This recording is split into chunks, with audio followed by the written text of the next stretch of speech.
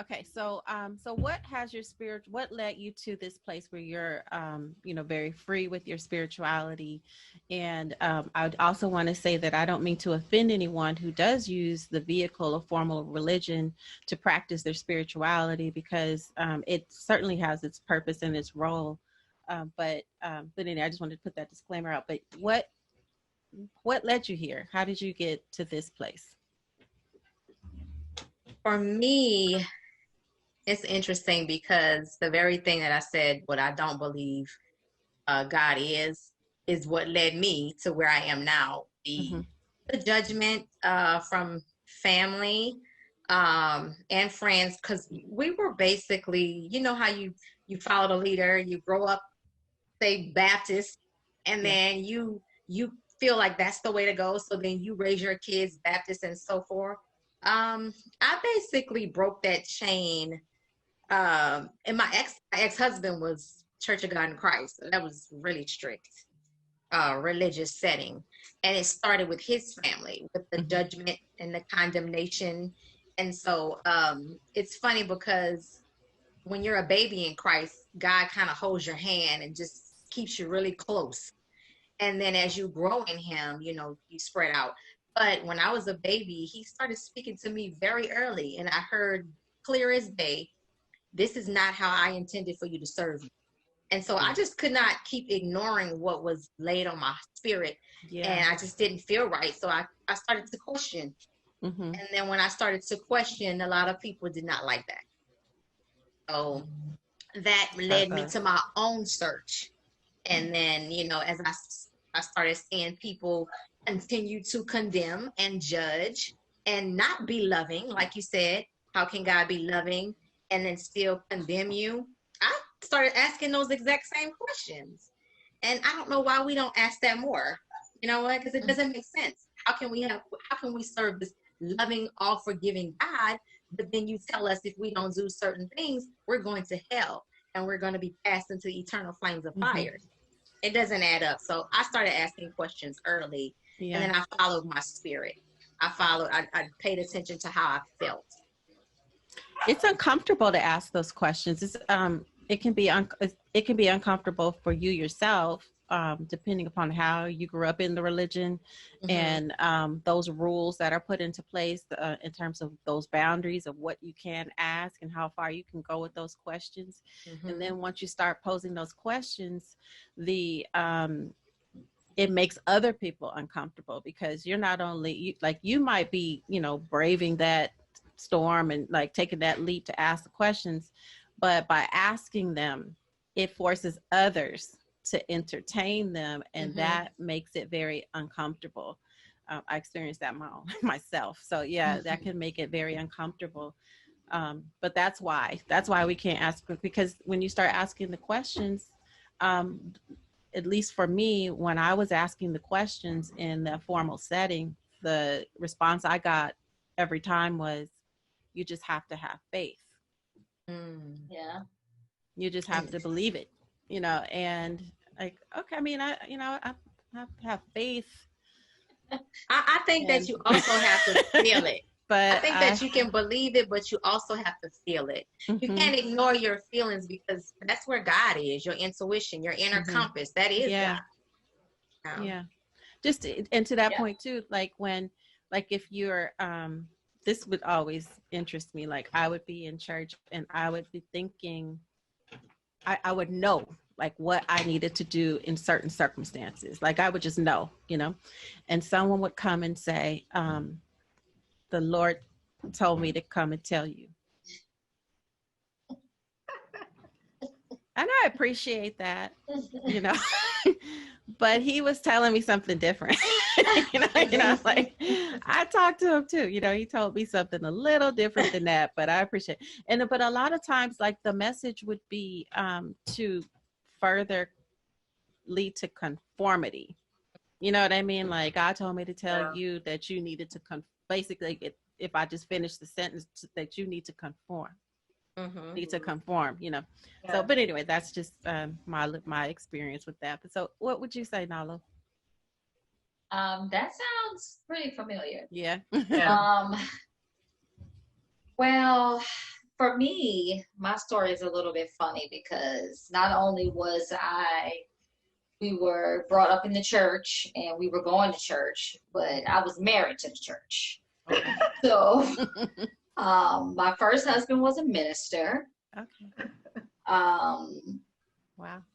He wasn't a minister when we got married. He went to school and he was like, well, I'm going to go to school to be a minister. And then everything changed. A lot of stuff changed once he started going to school. And then I started serving, I guess, in the church, in different organizations and things like that. Yeah. And that's when it really started to get a little uncomfortable and a lot more suffocating because it was every day. It was all multiple times a day. It was money. It was a lot of it was a lot. Like, how much time we got?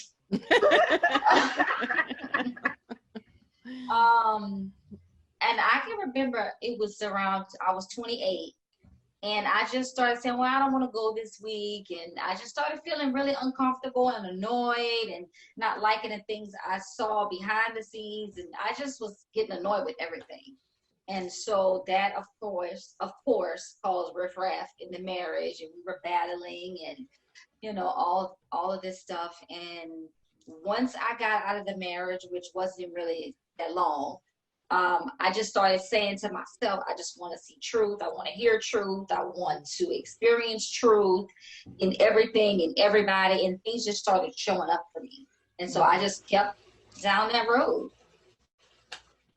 Funny how that happens. Yeah, when you ask for it and you start, the truth starts to present itself. Yeah. It almost like when you open that door, it kind of fast track you. Because you're like, you know, like all of these just different resources, people, you know, start to present themselves, people that were in your life, even that you didn't even realize were on that page. You're like, oh, that's what you think? I didn't know that, you know? And so, yeah, that's really interesting. When you ask for the truth, it certainly presents itself for sure. Yeah. When you start to act, then you really start to see how powerful you really are and the things that you're speaking are. You say you want it, but then you got to be prepared for when it comes. And so you have to be open in your mind and your heart, because it's going to be completely different from what you've been raised on your entire life. Like I said, I was 28.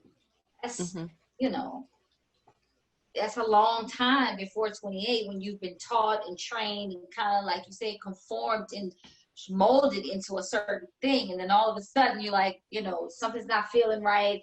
I just want the truth. I want to experience truth. And then things start showing up. And you're just like. Yeah, for sure. What would you say, Keisha?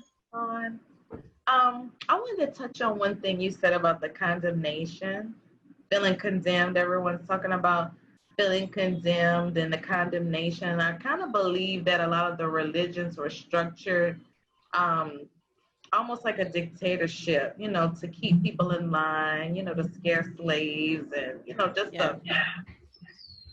And I would go to church and, you know, growing up Baptist is a lot of Holy Ghost and crying and boo-hooing and just, it's so dramatic in itself. And it's beautiful when you're hurt.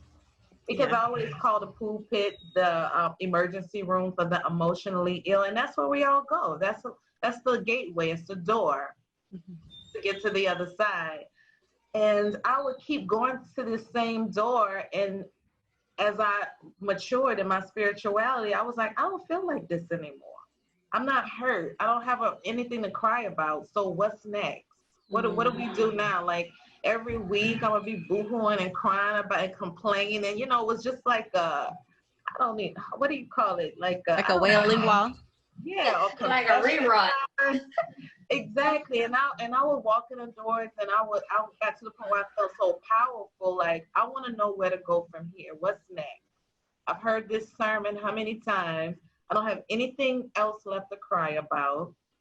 So I just kind of felt like there was more after that. You know, what actually brought me, well, we grew up in church. You know, our cousins sang in the choir, our grandmother preached, and aunts and uncles. You know, that was just our lifestyle. Yeah. I believe through slavery, of course, most definitely. And then I was in this really bad marriage, and I just used to go to church just for some salvation. Like it was, I felt like I was married to a devil, like a Lucifer's brother or like BFF or something. So that really drove me to, I was looking for an escape, you know, Mm-hmm. to be saved from this horrific lifestyle I had gotten myself into. Yeah. But then after I started growing and, you know, kept going and growing and going and growing and growing. And I was like, I just don't, I felt like I was healed on that level. Mm-hmm. And I just felt like this isn't for me anymore. There has to be more. And then that's when it was Bible study one Wednesday, I'll never forget. And I walked in and I was just like, I'm not feeling this. And then I left and I started searching for more. And when you search for more, you definitely get more. And that's when I started running into more mystical type people. Just walking in the street and a girl would grab my hand and just read my palm out of the blue. And that started opening my eyes even more. I was having more of those experiences. Yeah. I was asking for more. I wanted to know what's going on out here. I think a lot of people who are attached to their spirituality continuously want the connection with spirit and always asking why, or always want to talk to spirit and have this interaction with spirit, you know, because you are spirit. So that's kind of how that happened for me. Yeah. Wow. So when you say you felt that you were married to the devil, you mean like literally you mean you mean like literally you're talking about the relationship that you were in. I'm talking about the marriage. The marriage. Okay, I got it. Okay, I just clarified. I definitely believe when you're a light being and you are an angelic earth angel, you would definitely in your lifetime be attached to some devils or some evil entities, you know, because positive energy attracts positive and negative. So you can definitely get caught up in some stuff. So no, literally, you know when some people are just evil to the core. You know, you get to that point where God is showing you that and you can see that's what that is. And I definitely, that relationship put my relationship with spirituality like a oak tree roots was deep. That's when I really got rooted and held on to spirit, you know, like with my life because of that relationship. So I definitely see that's the reason why I had that relationship, because it was solidifying my relationship with spirit, because I was in such a desperate situation. That's what got me out of it, was my salvation through spirit, just my connection and learning how to read spirit, and having my own relationship with God was the opposite of what they were telling me to do in church, like endure, put holy water in the washing machine and the clothes and all this crap that was not working, obviously. So I really had to start talking to God because I needed to get out of it. Yeah. And it rooted me. It grounded that relationship. Yeah. But yeah. I understand. Yeah. I understand a lot, actually. Yeah. I have an experience that's actually kind of similar to what you described. So I understand, like, being in a relationship where you really feel like the other party is not is dark, you know, it's very dark. And then navigating that and really you know, trying to make peace with yourself on what to do with that, you know, and how to honor the commitment that you've made in the face of God, but still, you know, acknowledge that, still battling with the fact that this is not, it's not right. this is dark, and it's not really serving me in the way that I think it should. But in retrospect, you realize it did serve you, is what I'm hearing you say. And then those man-made rules that you learn in church are a lot of times what keeps you in those dark places. Yes. With those dark entities, Mm-hmm. you know, to endure and just go through the struggle. And then me being directly connected to God, you know, taught me another way. And I definitely believe God has his own language with anyone who has a personal relationship. Yeah. And the things you hear and you're instructed to do never make sense or never line up with what you were taught. That's true. And that was the beautiful thing about spirit is very freeing once you get to that side, because you know it's just not 1, 2, 3 or come a certain way. It opens the door for any and everything. So you get to a good place of freedom once you have your relationship with spirit and you can hear clear. It's extremely freeing. I mean, like nobody can tell me nothing anymore. Like nothing. Like Yeah. it worked for me so well to where, you know, I was talking to my girlfriend the other day and I was telling about a miracle I had, and she was like, "Oh, you better thank Jesus." I was like, "Girl, don't play with me like that. You know, I don't do that." And I noticed my friends who still believe in that try to still push that on me. And sometimes I let it slide because of ignorance or it's just a habit. Because I was sold out too now. You know, I was sold out. I was one of the ones like, look, you know, Jesus was the man. But when I started learning about other religions, every religion has their form of Jesus. You know what I'm saying? Like every religion has this middleman. And so it just led me to believe with every religion has its middleman, and every different parts of the world that there has to be something higher than that. You know what I mean? Like that's just like would be an example of the disciples. And then there has to be something even greater than that to bring all of this together collectively. So just my search for that kept me going. Yeah. Interesting. Interesting. Even to the point where you said, you know, you kind of know you know the truth within yourself. So like when I can think back to certain times where I would say, okay, if I go out, literally, this is literal. If I go outside and there's a blue jay on the light pole, I'm going to leave. And just like, the fact that if there's, and I would make it crazy stuff because I wasn't ready to make a move. So I was like, you know, if there's a blue jay with a red robin next to together, I'm I love it. I'm gonna leave. And then I'll go out there and it wouldn't be there. So I'm like, well, that's not time to Gotta go. stay. You know? So but the fact that I was making up those crazy things, I already knew, right? So I already knew that I just wasn't ready to make that move, but I knew the truth. So and it had to get to the point where you started to say those things and then they started to appear. It had to get to that point. Yeah. So okay, so we talked about a lot of things here, and one of the things that I am interested in learning is how did you get to the place? So you said that you would, when you embarked upon a deeper spiritual or understanding of your spirituality, you would go out and like some random person would read your palm. So, you know, in certain religions, that's very taboo to have your palm read or to even entertain like tarot card readers or anything like that. How did you get to the place where you were comfortable with that? And then can you tell us a little bit about what tarot cards are and how they and what they do, how you use them?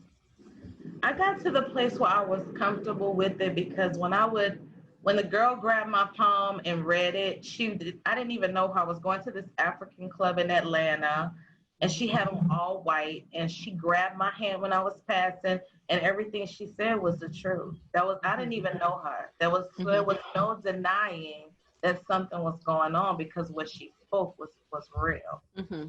And it was something very intimate, so there was no way she could know this. And I didn't even know anything about palm reading or anything like that, Yeah. or tarot card. Like this, I didn't know anything about that kind of stuff. I mean, like I heard about psychic hotlines, which I called before a long time ago. That was speaking truth to Miss me. Cleo. It was Miss Cleo, but it was like one of those names through the telephone company. You used to have it through the telephone company, and I just was always curious because I always wanted to know stuff. I don't know. I just always wanted to know stuff. Mm-hmm. So that would happen, and just strangers would walk up to me and just tell me things about my life all the time. It just was happening, especially after Katrina. It was happening more and more and more like clockwork. So I was just like, wait a minute. You know, I knew something was going on, because while in your ordinary life, that stuff just doesn't happen for no reason exactly. So I met a girl, Fatima. She worked for Dorothea, which is a clairvoyant, and she read tarot cards. But what I've learned about that is we all have these abilities. We're all telepathic. We all can astral travel. This was our original form of being, because remember, the written language and speaking in English is new. That's new. That's very, very new. So when the Egyptians used to draw pictures and sacred scribes and things, the card readings really come from that. And the traditional tarot deck just started as like a little bridge game. But spiritual people would use pictures, because people had pictures before they had words. So they would have to draw pictures and just kind of like interpret different things like that. So spiritual people took this card game, just like they take a deck of playing cards with spades and hearts. They can read that too. And then it would just like you say, you have a knowing. And spirit speaks to you through whatever the language is. Like Dara can hear. She can directly hear phrases. And I don't know, spirit speaks to me through a knowing. And the fascinating things about the cards is I did a lot of coloring as a kid. I like books and I like pictures. And it's just plain and simple like that. So it was just a way for me to talk to spirit and hear words right away. It would just come in, just plain word form, right away. So what a lot of people don't know about the Bible is a lot of it has a background of Greek mythology. So even with the tarot readings, or any kind of witchery, which is just nature, or like medicine men, medicine women, anything that man can explain becomes taboo. And if you knew about astrology or your natal charts and things like that, you would know about your power. You would have your map to life. So they would make it taboo, so you wouldn't have the keys and the essentials of what you needed to break free from bondage. Mm-hmm. So after we had left the church and after Katrina and all of that kind of stuff, I just was open to everything. And the truth of the people coming to me with this truth, people I didn't know, they would just tell me things that were true, led me to really believe in it. It's almost like the church, when you have the prophet and the prophetess in the church, it's the same thing. It's just different words for it. You may want to call it a clairvoyant, you may want to call it a psychic. It's all the same stuff. And we all as people have prophetic dreams, and we get signs and images, so we all have some form of it. Just some people just practice and tap into it and get really good at it is all it is. So that's kind of how I got started with. That's what fascinated me, because when I went to meet Dorothea, my girlfriend worked for her, and she quit working because it was just too real. The things that was happening was too real. And I think one of the clients had a son, and she told the mom to tell the son not to go to a party because he would encounter some death. And that's it. And she didn't, some people have those experiences, but they don't take heed. And her son was killed. So, and then that's when she quit. And when she told me that story, I was like, I want to meet her. I want to meet this woman who I hear knows all of these things. And so when I set up an appointment and went to her house, which was extremely magical for me, because I could see firsthand what was going on. So I'm asking all these questions, and then and she's flipping all these cards and laying all this stuff on this. They're flying and flipping around, very magical like. And she's telling me, I don't even know this woman, but she's telling me all about my life and things that have happened. And so I'm just like, I'm feeling it because it's true. So then I asked her about this business venture with these Asians. She's flipping all these cards and all these Asians and magical knives and stuff come out. So I'm just like, damn, this is like, it got me more and more and more intrigued. So after that experience, I researched it and went and got my own deck and just started playing around with it. And I couldn't read the tarot because tarot is something that's revealed to you once you get to a certain level. So it took me many years to really learn it and for it to really speak to me. So I just grabbed some oracle cards because it's just regular words. And when you grab some stuff, you get butterflies, flowers. It's just words and pictures. And when you tap into spirit, like when you're praying or meditating and you just start flipping these cards, you know, God just speaks to you. It's just a story or information that you need to know. Just plain in there instead of going through that whole struggle of, what is God trying to tell me? What should I do? Which way should I go? You can just open up these cards and when you're pure, your intention is pure, then spirit will just reveal it to you because you're in this vulnerable state and you want to know it and spirit wants you to know.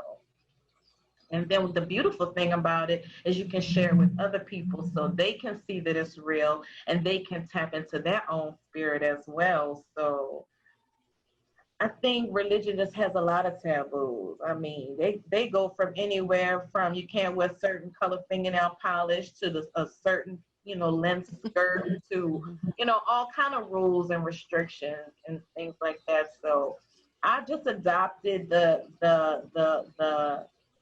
theory of I don't worry about anything that doesn't finance me, feed me, or, give me any type of support. I don't worry about those things because that's not going to affect my life.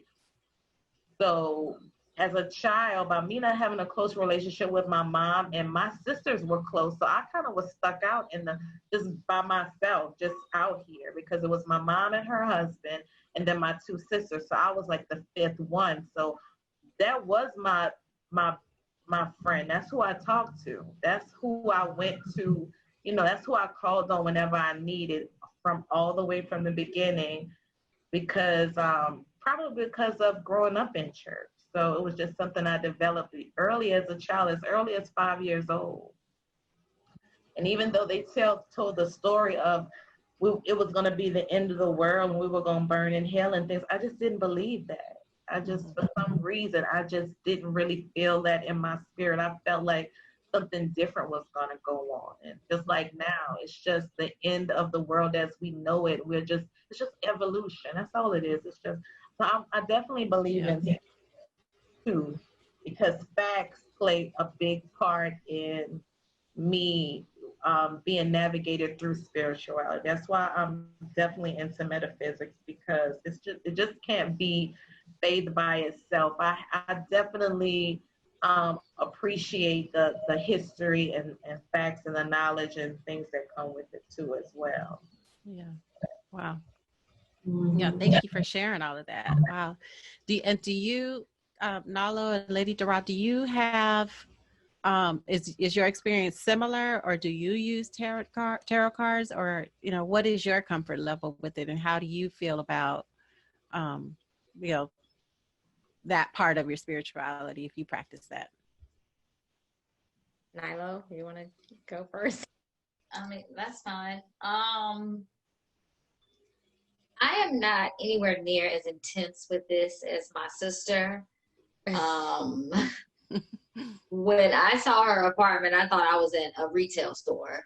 There were so many deck of cards and crystals and stones and all of that. I definitely believe in it. I practice it just for my personal self. I don't do readings and things like that she does. I definitely practice it, not as often as these two, but I definitely practice. So, and I too have gone to see Dorothea. It wasn't as magical as her experience. It was interesting. We'll say that. That's funny. So I think that I have kind of, like, I believe in it and I practice it, but it's not a ritual per se. I'm not going to read cards every day or something like that, but I do believe you're comfortable and you believe in it. Okay. And Dara? For me, I'm in the middle. Okay. I do. And see, here's the thing. I don't know if Keisha may have said it already, but the tarot is mainly your energy. So it's not something outside of you. It is you. So when I use it to practice my intuition, because it tells me if I'm on point, it's going to align or resonate with what you already know. Okay. You know, like she said, it's a knowing. That's just kind of like your tangible proof that, okay, wow, I'm on point. Okay. That's what I do. I practice my intuition with mine. And then I make like major life decisions. If I can't like feel it in here to move forward, then I do go to the tarot. Okay, that makes sense. So if you're dark, it can be dark. Oh, definitely. Oh, yeah. But if you're light, it's light. Yeah. Yes. Got it. And one thing with that, you're gonna know that because you're gonna feel in your spirit if it's light or dark. Even if the person reading for you is light or dark, spirit source will let you know. Yeah. Just like the woman that came to you in church and said, God told me to tell you. Yeah, it's the same thing. And anybody can turn cards over and experience this for themselves. Exactly. Because if God wants to speak, God is going to speak. Point blank. That's what it's going to be. So yeah, anybody can tell you something that could be dark even without even using any cards. You know what I'm saying? So that's really just a tool, like a pendulum, or like if anybody walks up to you on the street and gives you a message from God, that's still a form of, like you said, a vehicle, a tool to get the message to you. Yeah. So it just depends on what you're attracted to. You know, how do you want to get your information from spirit? I can get it through songs that I listen to, or just through nature, because I play with. I'm in constant commune with spirit all the time. So cards aren't the only thing. You know, I pull that out a lot of times when things get real sticky and thick. Yeah. You know what I'm saying? And I'm like, so it's a Blue Jay moment. Yeah, it's a very Blue Jay, Red Robin type moment. You pull a card, you pull those cards out. Yes. Got it. Okay, that makes sense. You know, because I think for me, like the first clue I had, but there was more than what I understood there to be. This was like many years ago. I was in New Orleans, and I was with a friend of mine, and we were in the French Quarter, and there was she said, I want to get my palm read, you know, and I said, okay, well, you go ahead. I'll just, I'll sit back here. And she said, well, just sit next to me. So I said, okay, I'll sit with you, but I'm good. I don't need to have my palm read. So I'm sitting there with her, and so the lady is reading her palm, and there was a gentleman next to her, and he said, I'll read your palm. I said, no, I'm fine. And he said, oh, well, you have, so he just started reading anyway. And he says, well, you have a lot of, you're a water sign, and you were born in whatever month he said. And so she stopped what she was doing. I guess she was like, let me stop all this shenanigans, because you don't know what he's doing. So he's like, no, she's a fire sign. No, she was born in July. No, she was born July 28th. I was like, whoa.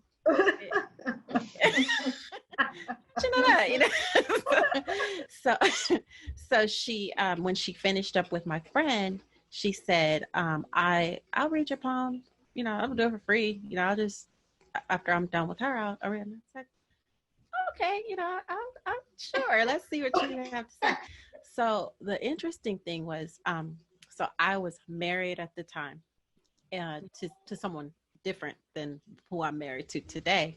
And he was there, and she was saying these things about my husband, but like in future tense.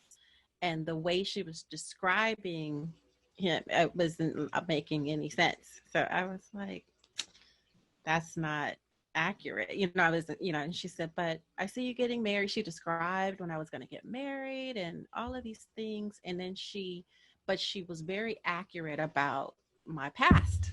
So that was really weird to me. So I'm like, well, how is it she's seeing this wedding and I'm already married to this person? And how is she describing this other person, but that is nothing like this person over here, but that was like my first, like, there's something else, and then I had an experience where once I started really, I was in church, I was asking all the questions, I was frustrating all the people, and and I decided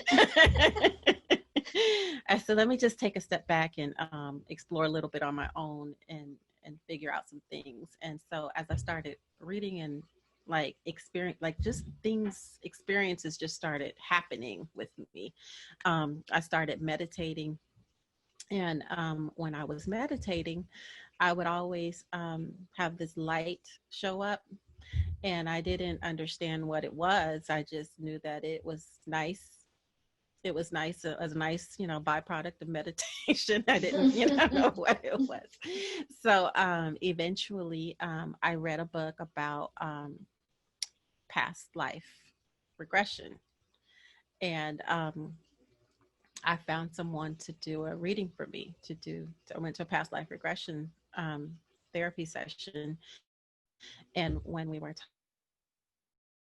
talking, because at this point, I really don't know much of anything outside of what I knew in formal religion. So I didn't like meditate. All of that was new to me. So when she gave me exercises to do prior to my coming, and she said, well, did you do the exercises? Did you follow the visual meditation? And I said, yeah, I did. But every time, I did it, it was working. But that light was in the way. Like it was hard to focus with the light. And she sat straight up and she said, you see a light? And I said, yeah, I see. Every time I meditate, like the light is right there, like light. And she said, do you have the light on in the room? Like, are you sure? And I said, yeah, no, I'm sure it's a light. Like it shows up. And she's like, okay, let's just go on with it. So we go through the whole process. And for the very first time, the light changed colors while we were, she was calling upon my higher self, and it turned like a deep indigo color. And I was like, this is unique. This is interesting. We'll just go with it. So I didn't understand what it was. And then afterward, we talked about it. And then I did my own research because I'm like, what was that? Why did it change color? And then I realized it was my higher self. It was, my it was my third eye. So I was like, wow, this is real, because I didn't know. And what I liked about it is that I didn't know that the third eye was associated, that chakra was associated. I didn't know anything about chakras or any of that, but I didn't know that color was associated with that. So when it happened at the time that she called upon it, like when she called upon my higher self, it turned colors. And I was like, okay, this is absolutely real. Like, this is not something that I've made up or imagined in a book, So, yeah, but like the tarot cards, I never had a reading with the tarot. Oh, the other thing, I did I started looking into numerology, and I just started performing. Like, I spent the whole day performing all the calculations. I was like, okay, I can calculate my life. And I started, but it was so intriguing, because the things that I read, once I calculated my life path number, I'm like, this is so spot on. So it's like, okay, I'm going to calculate my husband, my kids. I'm going to calculate my mom.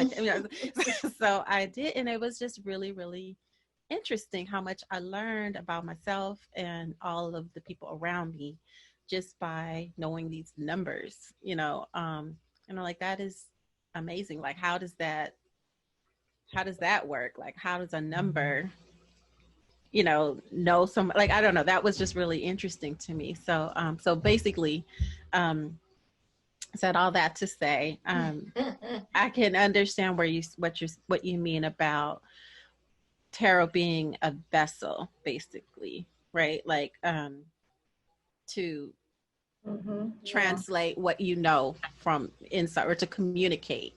So yeah, okay.